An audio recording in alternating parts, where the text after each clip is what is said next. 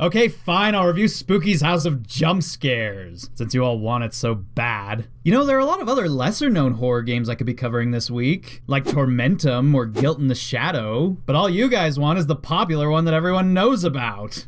So fine, let's do it.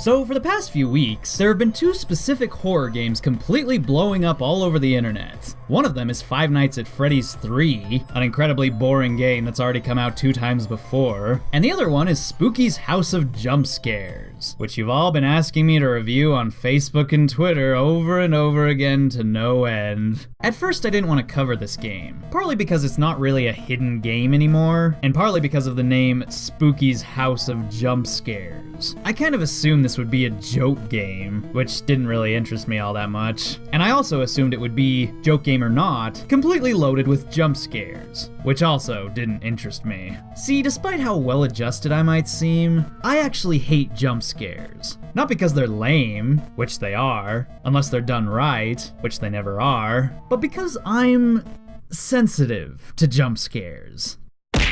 Yeah, you'd never guess it about me, but yes, I hate jump scares. I hate them. They give me a heart attack. You know what, Jump Scare Kirby? I've had it. I've had it. I swear to God I will burn this basement down to the depths of hell itself if you don't stop it right now.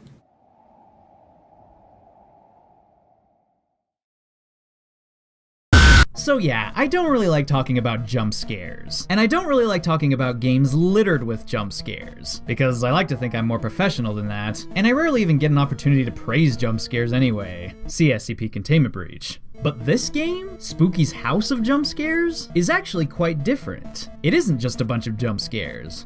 It's more than that. A lot more, actually. Let's crawl into it, shall we?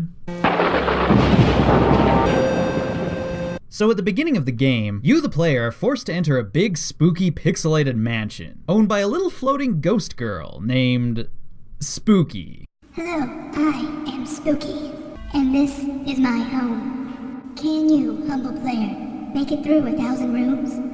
Can you find what lies at the end? Or is there even an end? Because I don't really know.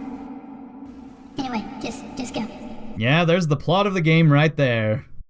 Very satisfying. So as stated by Spooky, your goal is simple. You have to walk through the house, making it through what sounds like 1,000 different rooms. And just as the title promises, the rooms are filled with, of course, jump scares.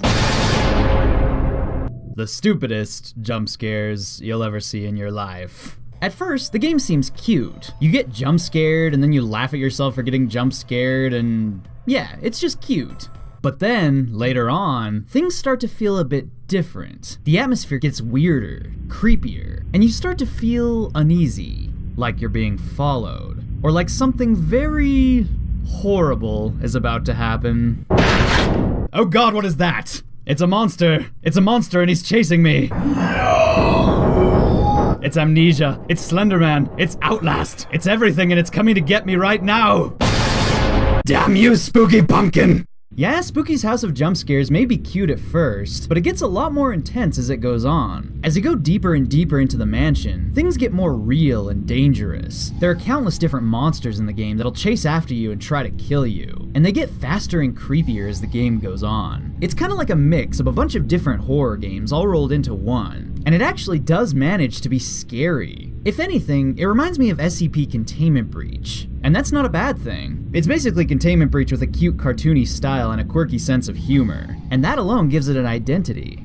Warning, quite a few spoilers from here on out. Among the many monsters that'll come after you, there's a giant spider that can crawl around on the ceiling, a slow-moving slime monster that can float freely through the air, a spooky ghost girl that'll eat you and trap you inside her stomach, a faceless Silent Hill monster that distorts reality and changes the environment, and the list goes on. It's actually surprising how many monsters there are in this game. It's a pretty random, rapidly changing experience, without much continuity or consistent theming. But because of the gameplay and the simple, minimal graphics, it somehow works.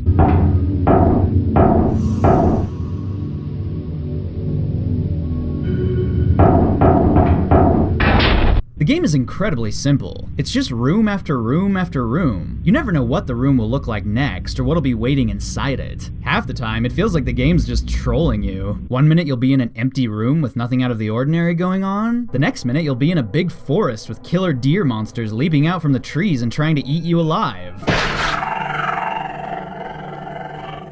Sometimes Spooky will appear to taunt you along the way, and the stupid adorable jump scares never actually stop happening, which keeps the game feeling goofy and satirical the entire time. Oh, and let's not forget about the cute little hang in there poster.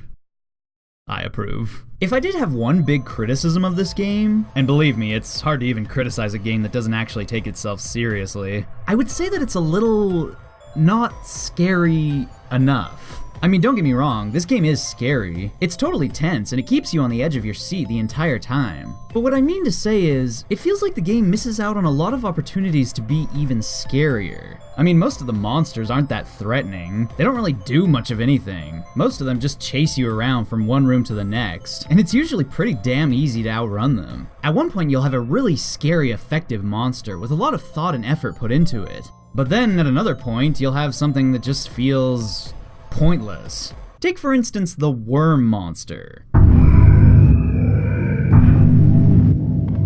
At one point in the game, you reach a sci-fi setting that'll remind you vaguely of Alien or Dead Space. In this area, you hear noises coming from the air vents, and you start to think there might be a monster lurking inside.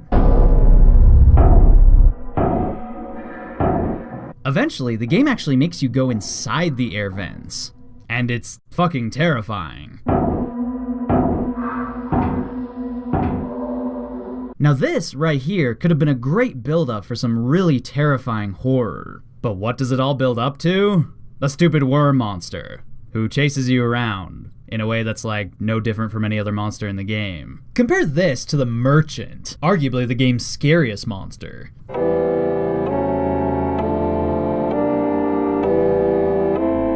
The Merchant is a walking puppet man designed almost entirely after the happy mask salesman from The Legend of Zelda Majora's Mask. And everything about him is perfect. The idea is perfect, the concept is perfect, and his build-up is perfect. Not only is the happy mask salesman an eerie, easily child-scarring thing to base a monster on, but the area leading up to him is fitting as can be. It's all Zelda-themed, with its own Zelda visuals and Zelda dungeon-sounding music.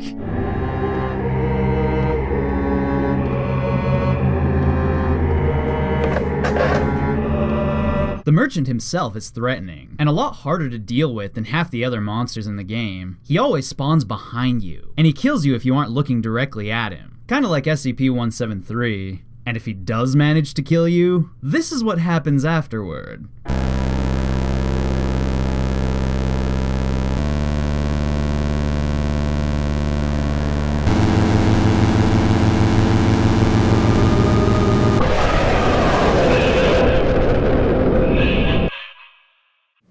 Oh, will you look at that?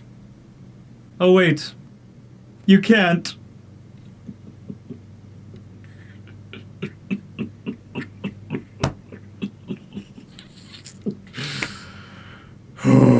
Sorry. But yeah, whether some parts of this game are scary or not, at the end of the day, I still can't criticize much, because this is Spooky's House of Jump Scares. It's a cool, clever, self-aware game with a ton of personality, and that's enough to make it good. It's got charm, it's got style, and it has so many scares and surprises that it manages to stay interesting from beginning to end. If there even is an end. I guess there are a lot of other things I could mention, like the minigames, the side characters, and all the bizarre places you find deep within the game.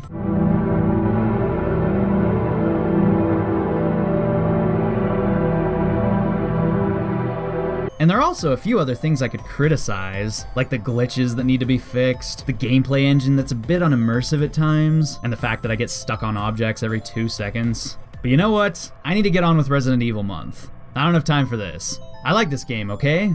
It's awesome. It's great. Play it. Oh, and did I mention it's free to download? Yeah, without a doubt, basement worthy.